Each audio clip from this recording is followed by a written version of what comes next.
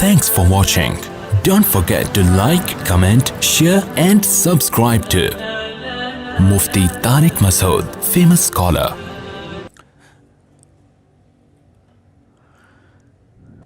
پچھلے درس میں یہ آیات چل رہی تھیں کہ اللہ تعالیٰ نے فرمایا کہ اے نبی آپ مکذبین کی اطاعت نہ کریں. سورہ قلم. جو لوگ بھائی اس کو چلا دیں یار، جو انکار کرتے ہیں آخرت کا ان کو فالو مت کریں، کیونکہ جو آخرت کا انکار کرے گا نا اس کی زندگی کبھی بھی سیدھے راستے پہ نہیں ہو سکتی. اس کو قانون سیدھے راستے پہ چلا سکتا ہے، لیکن قانون انسان کے بنائے ہوئے قانون بھی ناقص اور نگرانی بھی ناقص. لوگ کیمرے لگا دیتے ہیں، وہ کیمرہ ہی چوری ہو جاتا ہے. تو اس لیے جب تک اللہ کا خوف نہیں ہو، آخرت میں جواب کا خوف نہیں ہو، تو انسان سیدھے راستے پہ چل ہی نہیں سکتا. ناممکن ہے یہ. وہ مشہور واقعہ ہے نا، ایک تو بیان شروع ہی واقعات سے ہو جاتا ہے تو یہ پھر کیا کریں. وہ ایک تقریب میں ایک خاتون کا لاکٹ چوری ہو گیا، بڑا قیمتی لاکٹ تھا. اب میزبان نے اعلان کیا بھائی یہ بڑا قیمتی لاکٹ ہے، اللہ کا واسطہ جو جس کا ہے دے دو. لوگوں نے کہا ایسے تو جو بھی دے گا وہ پکڑا جائے گا، کہ وہ سب کو پتہ چل جائے گا چور ہے، تو چور کا راز بھی فاش نہ ہو اور لاکٹ بھی واپس آ جائے. اس کا طریقہ یہ ہے کہ لائٹ بجھا دو، خوبصورت سا پیالہ رکھو، بھائی جس نے لاکٹ چرایا ہے اس کو اللہ کا واسطہ دو، بولے بھائی چپکے سے اس میں ڈال دو، کسی کو پتہ بھی نہیں چلے گا، لاکٹ بھی آ جائے گا. لائٹ آف کر دی گئی. پہلے تو ڈرایا گیا، سمجھایا گیا، رونا دھونا کیا گیا، بھائی اللہ خیال تھا ترس آ جائے گا چور کو. تو لائٹ بجھا دی گئی. لائٹ کھولا تو دیکھا پیالہ بھی غائب ہے. صحیح ہے. لائٹ آن کی تو دیکھا کہ پیالہ بھی غائب ہے.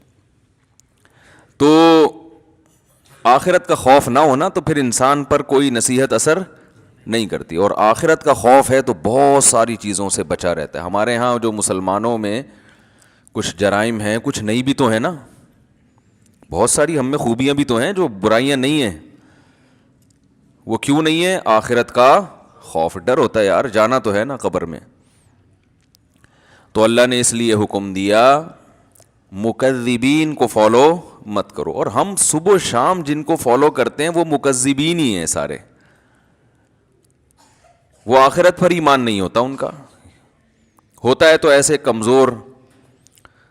تو وہ کہاں سے آپ کو سیدھے راستے پہ چلائے گا بھائی؟ وہ تو پیسہ، شہرت، عزت، صحت، یہ 4-5 چیزوں میں گھماتا رہے گا آپ کو. عزت، پیسہ، شہرت.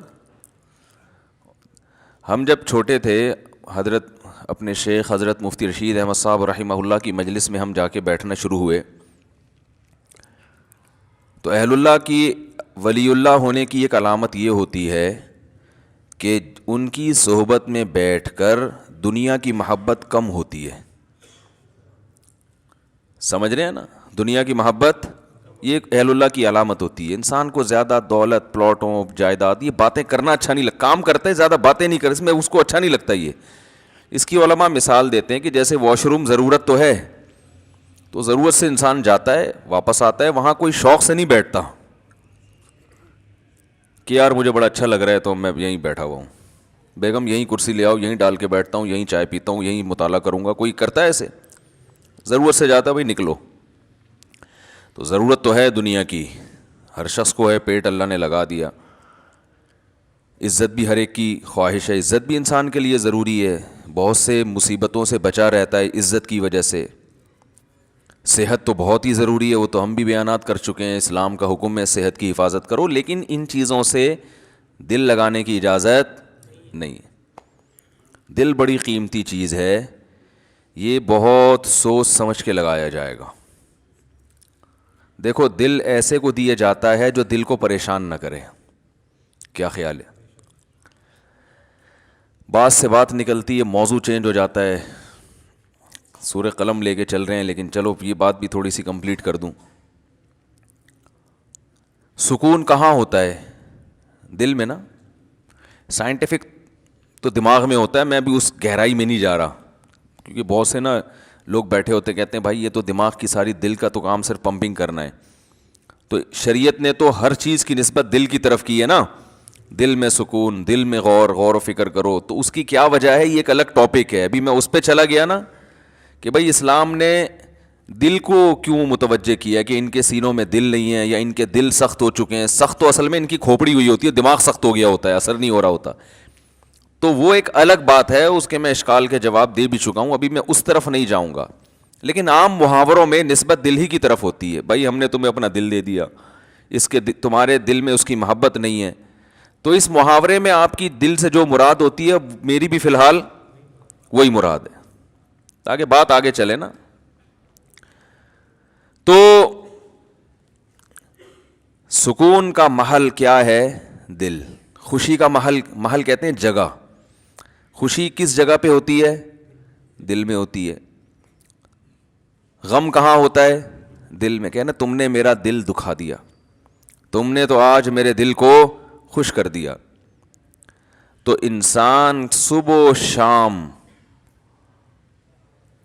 سکون کے لیے کوششیں کرتا ہے، خوشی کے لیے کوششیں کرتا ہے. تو خوشی کے لیے انسان کی جو کوششیں ہوتی ہیں، تو جب ان کوششوں میں کامیاب ہوتا ہے تو خوشی محسوس کہاں ہوتی ہے؟ دل.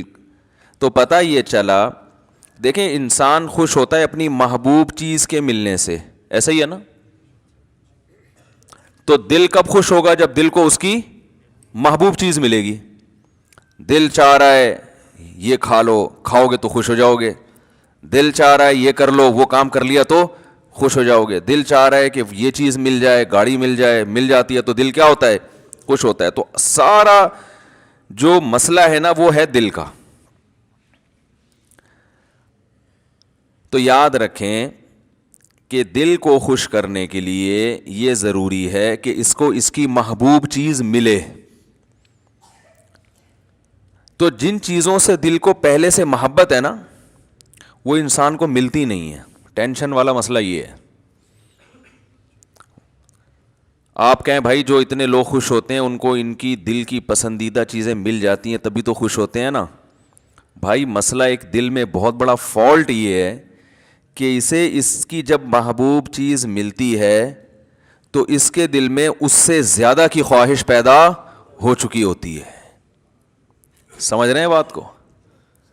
لہذا یہ پہلی مرتبہ میں تو اس سے خوش ہوتا ہے، اس کے بعد پھر یہ اس سے خوش نہیں ہوتا، اس سے زیادہ مانگتا ہے. ہمارے ایک دوست ہیں، اللہ نے ان کو مالی وسعت دی، وہ ایک زمانے میں بڑی غربت تھی، تو مجھے اپنا واقعہ بتا رہے تھے کہ یار جب ہم غریب تھے، مدرسے میں پڑھتے تھے، کہتے ہیں تو میں نے اس وقت کہیں سے ہمیں یاد ہے ایک پراٹھا آ گیا کہیں صبح ناشتے میں سوکھی روٹی ملتی تھی.